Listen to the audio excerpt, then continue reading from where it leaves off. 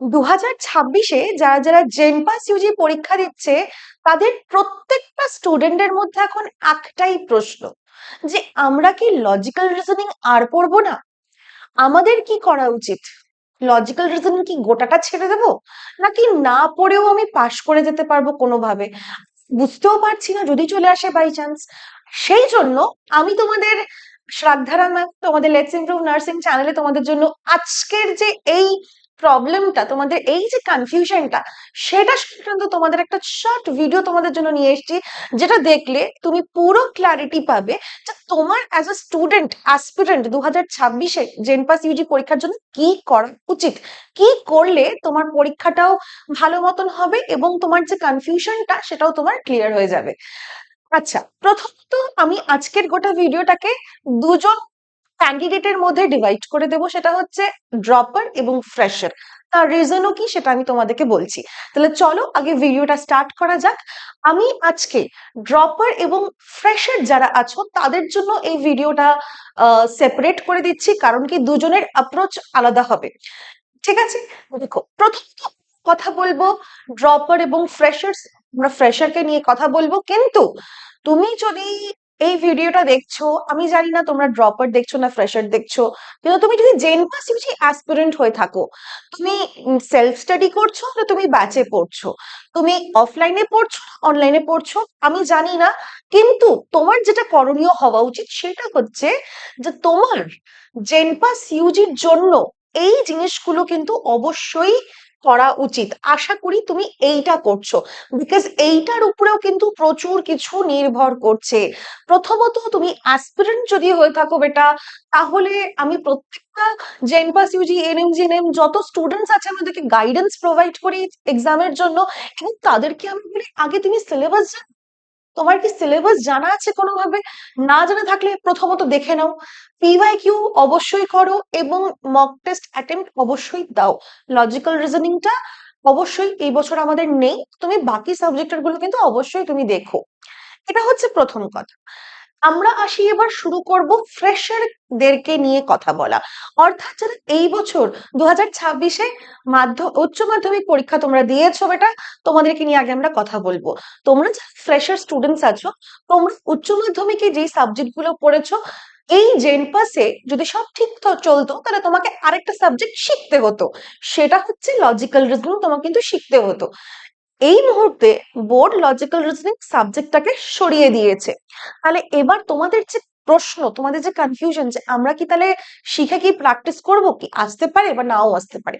চলো 50-50% ধরে নিলাম যে হেলথ অ্যাপটিটিউডে দু তিনটে পাঁচটা কোয়েশ্চেন হয়তো যে ডাব্লিউবিজেই দিল।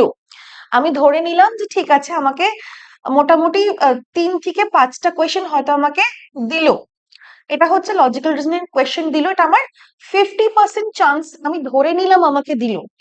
কিন্তু তুমি হাতে গোনো সময় কতদিন আছে আমাদের, মানে এই ভিডিওটা ধরো আর কিছুদিন পরেও তোমরা যারা যারা দেখবে তোমাদের হাতে মোটামুটি 45-50 ডেজ এর মতনই টাইম আছে জেনপাস ইউজি স্টুডেন্টস। তাহলে তোমার এই মুহূর্তে লজিক্যাল রিজনিং যে সিলেবাস, সেইটা শিখে নিজের মধ্যে আয়ত্ত করে প্র্যাকটিস করে তারপরে ফ্লুয়েন্সি এনে প্রশ্ন সলভ করে উত্তর দেওয়া, শুধু উত্তর দেওয়া মানে প্রশ্নটা আমি ঠিক করে চলে গেলাম সেটা না তো, ওএমআরও ঠিক মার্ক করতে হবে। তোমাকে কোনো প্রশ্ন দিল হয়তো তোমার 74 নাম্বার প্রশ্ন, তোমাকে ওটা 74-এর নাম্বারে সার্কেলও করতে হবে, ওএমআর ঠিকঠাক করতে পারলে তখন মার্কস পাবে।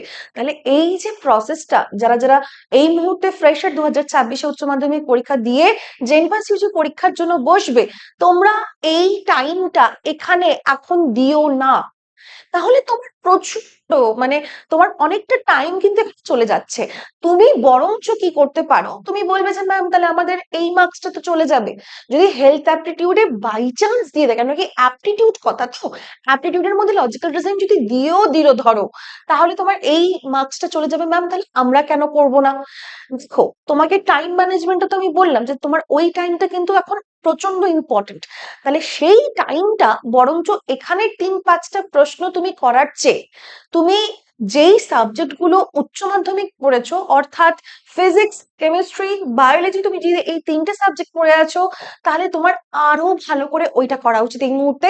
তার সঙ্গে ইংলিশ অবশ্যই তোমার যদি হতেই পারে তুমি ফিজিক্সে একটু কাঁচা বা তুমি কেমিস্ট্রিতে কাঁচা, কিন্তু বায়োলজি ইংলিশ কিন্তু আমরা পুরো দমে চেষ্টা করছি স্টুডেন্টদেরকে কিন্তু ফুল মার্কস 25-এ 25 বায়োলজি, 20-তে 20 ইংলিশে উত্তরানোর করে দেওয়ার স্টুডেন্টদেরকে, এবং সেটা আমরা যথাসাধ্য ক্লাস দিয়ে বুঝিয়ে ব্যাচে সব রকম ভাবে কিন্তু করছি। তাহলে তোমার করণীয় কিন্তু এইটা প্রথমত। সেকেন্ড কথা হচ্ছে তুমি ফিজিক্স কেমিস্ট্রি পড়েছো, এবার প্রত্যেক এই দুটো সাবজেক্টে তুমি কোনো না কোনো আহ, ভাবো তোমার চ্যাপ্টার গুলো তুমি তো খুব ভালো করে পড়েছিলে, তাহলে সেই চ্যাপ্টার গুলো পুরো স্ট্রং করার চেষ্টা করো, আর ইংলিশকে ছেড়ো না। এইটা হচ্ছে তোমাদের কিন্তু কারেক্ট ওয়ে, কারেক্ট গাইডেন্স যদি আমি বলি, তাহলে এইটা হবে তোমাদের ফ্রেশার্সদের জন্য।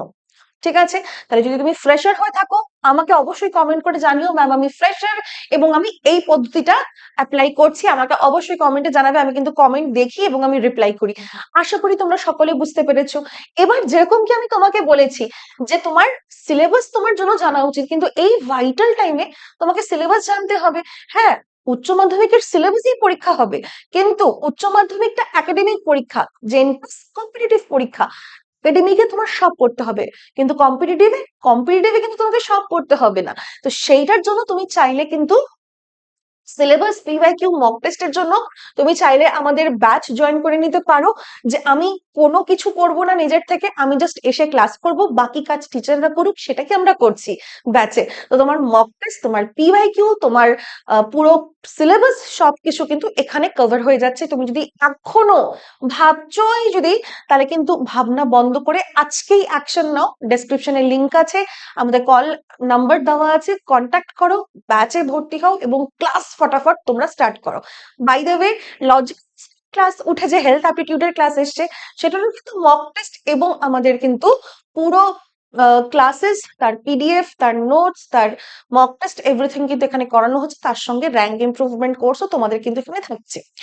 এবার চলো আমরা কথা বলি ড্রপার্সদেরকে নিয়ে। তাহলে ড্রপার্স আছো তো ভিডিওতে, তোমাদেরকে নিয়ে আমরা এখন কথা বলবো। যারা যারা ড্রপার আছো, কেউ কেউ তোমরা আছো 1 বছর ড্রপ নিয়েছো, কেউ কেউ আছো তোমরা 2 বছর ড্রপ নিয়েছো।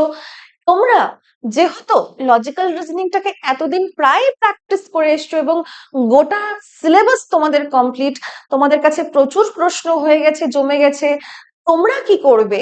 তোমরা যেহেতু জিনিসটাকে শিখে ফেলেছো, তোমাকে শিখতে আর টাইম দিতে হবে না। যে ড্রপার যে জিনিসটা কি বুঝবে তো, যে ব্লাড টেস্ট, ব্লাড রিলেশন আমি এইভাবে করব, বা আমি সিলগিজম এইভাবে করব, মিসিং নাম্বার সিরিজ এইটাতে বের করব, কাউন্টিং ট্রায়াঙ্গেলস রেক্ট্যাঙ্গেল এইভাবে বের করব, ওদেরকে শিখতে হবে, তোমাকে শিখতে হবে না। যেহেতু তোমাকে শিখতে হচ্ছে না, তুমি সেই টাইমটাকে কাজে লাগাতে পারো। তুমি সপ্তাহে একদিন করে আধা ঘন্টা বসো এবং তুমি ডেডিকেটেডলি তুমি চাইলে প্র্যাকটিস করতে পারো। কেন কি, যতক্ষণ না 2026-এর পরীক্ষা হচ্ছে, ততক্ষণ কিন্তু আমরা কেউই ক্লিয়ারলি হয়তো কোনো কিছু বলতে পারছি না, রাইট? কিন্তু একটা পদ্ধতি, একটা রাস্তা, একটা পথ ধরে তো আমাদেরকে এগোতে হবে। সেই পথটাই হচ্ছে এই ভিডিওটা। তোমার যদি কোনো বন্ধু বান্ধবী ভিডিওটা দেখছে, অবশ্যই তাদের সঙ্গে শেয়ার করো যারা জেনপাস ইউজি দিতে যাচ্ছে। তাহলে আশা করি তোমরা সকলে বুঝতে পেরেছো। ড্রপার্স তুমি কি করবে, তুমি অবশ্যই তুমি প্র্যাকটিস করবে। অবশ্যই তোমার তোমার এটা প্র্যাকটিস করা অবশ্যই বাঞ্ছনীয়, তোমার এটা করা উচিত। ফার্স্ট, সেকেন্ড কি হচ্ছে, সেকেন্ড তুমি ইংলিশ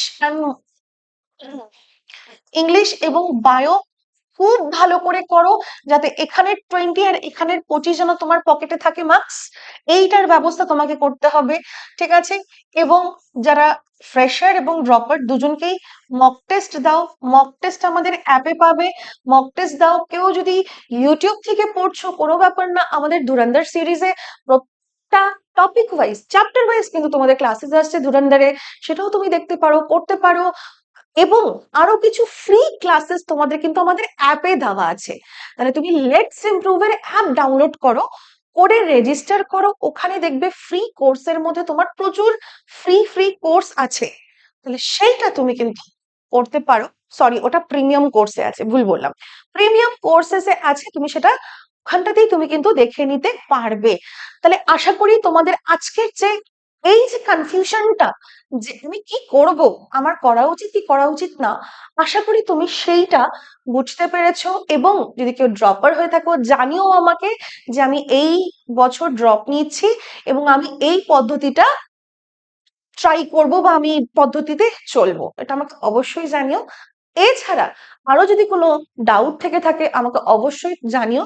আমি জেনপাস এনএনজিএনএম স্টুডেন্টদেরকে গাইডেন্স প্রোভাইড করি, চেষ্টা করব তোমাদের প্রত্যেকটা ডাউটের গাইডেন্স প্রোভাইড করতে। এবং আজকের ভিডিওটা আমি এখানেই অবধি রাখছি, তোমাদের সঙ্গে ক্লাসে বা অন্য একটা ভিডিওতে দেখা হবে। Till then keep watching and keep learning, and if you are new, তুমি যদি নতুন হয়ে থাকো আমাদের লেটস ইমপ্রুভ নার্সিং চ্যানেলটাকে কিন্তু সাবস্ক্রাইব করো। বাই।